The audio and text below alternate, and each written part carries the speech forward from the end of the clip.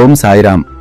బాబా తన భక్తుల కోసం పంచభూతాలను సైతం ఎలా శాసిస్తారో చెప్పే ఒక వినూత్నమైన లీల ఇది. ఈ కథలోకి వెళ్లే ముందు మీరు కూడా బాబా భక్తులైతే కమెంట్ బాక్స్లో ఓం సాయిరాం అని టైప్ చేయండి. అలాగే మన ఛానల్ని సబ్స్క్రైబ్ చేసుకోండి. ఒక పేద రైతు తన పొలంలో వేసిన పంట చేతికి వచ్చే సమయానికి ఊర్లో భయంకరమైన కరువు ఏర్పడింది. బావులు ఎండిపోయాయి. ఆకాశంలో చుక్కమేఘం లేదు.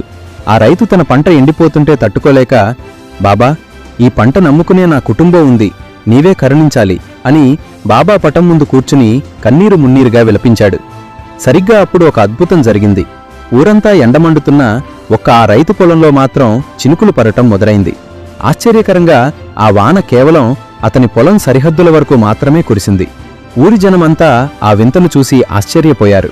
ఆ రైతు తన పొలంలోకి వెళ్లి చూస్తే మధ్యలో ఒకచోట బాబా తన కర్రతో నేలను గుచ్చినట్లుగా గుర్తు ఉంది. ఆ గురుతు ఉన్న చోట భూమి నుండి నీటి బుగ్గ పైకి వస్తోంది. కరువులో కూడా తన పంటను పచ్చగా నిలిపింది సాక్షాత్తు ఆ షిరిడీ సాయి తండ్రే అని గ్రహించి ఆ రైతు భక్తితో నమస్కరించుకున్నాడు. మనం మనస్ఫూర్తిగా ప్రార్థిస్తే బాబా ఎడార్లో కూడా గంగను పారిస్తారు. ఓం సాయిరాం.